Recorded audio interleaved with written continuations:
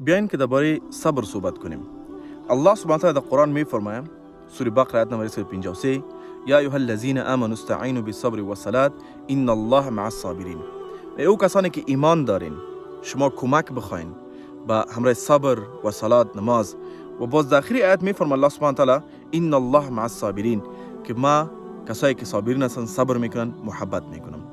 هر کس که این ذکر میکنه که بس است، ما کافی صبر کردیم، دیگه برداشت کردن نمیتونم، او ما خداوند فقط مرا دیده، یا چطور هر چیز که بد میشه بامرای ما میشه، دیگه مردم ببین، احمد ببین، محمود ببین، پیسه دارن، چی دارن، عروسی کردن، ما تا هنوز مجرد چیشتیم، یا با ما شوهر پیدا کردن نمیتونم، ما تا هنوز 28 هستم. حبیبی، ما کل چیزا رو درک کردن میتونم. چه فکر میکنی که الله سبحانه و تعالی از حالت خبر نیست؟ 100% از حالت تو خبر است. الله سبحانه و تعالی از هر حالت خبر است، لیکن او یگان چیزا را که ما نمیده، او اصلا دو خیر است، دو شر نیست. فکر کن از چیزایی که پیش از زندگی تیر شده، چیزایی که میخواستی و متاسفانه او نشد، و باز دیدی که او چرا نشد، و او دادسارا که همراه یک دیگه خود یک جایی کنی ببینی که چرا نشد. امروز سرزو فیصله خوش هستی که خوب شد که الله سبحانه و تعالی کارو نکرد، اگر نه بدبختی مفتم. دوم دلیل، یگان وقت الله سبحانه یگان چیزا به ما نمیده، به خاطری که الله سبحانه میخواد ما را امتحان کنه و مقام ما را بالا کنه.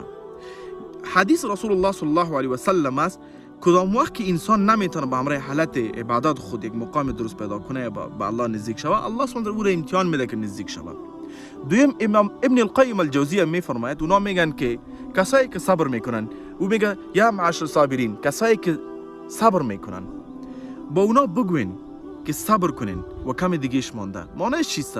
در هر موضوع که صبر میکنی، صبر کو و کم دیگه صبر هم مانده، انشالله مزیش خواد دیدی.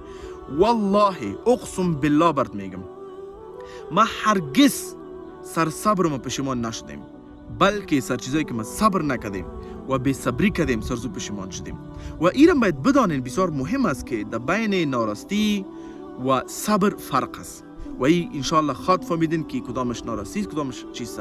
یک چیزی که در پیش رویت است، پیش برو. یک چیز در قدرت خودت نیست و او کار دربارش تشویش میکنی، دربارش غم میکنی، چون در قدرتت نیست، به الله بنداز، بر صبر کو، او صبر است. یک چیز دستت محکم است، یعنی هست، امکانات است، و او را کار نمندازی و فکر میکنی والا چی کنم. نه حبیبی، شور بخو، حرکت کو. یک دیوال آمد، دیوال کراس کو، او طرفش برو. ناراستی و صبر دو مختلف چیزاست که باید متوجه شوین. انشاءالله همیشه که صبر میکنی، بفهم که از جمله و کسان هستی که خداوند برش میفرماید ان الله مع الصابرین، ان الله يحب الصابرین. الله می کسای الله سبحانه مردم است کسایی که صبر میکنن و الله صابرین دوست داره. سبحان الله. کی را گفته کسایی که همه چیزا رو مو را دوست دارم؟ نه، کسایی که صبر کنه مو را دوست دارم. داز جمله باش. بارک الله لی و لکم. السلام علیکم و رحمت الله و برکاته.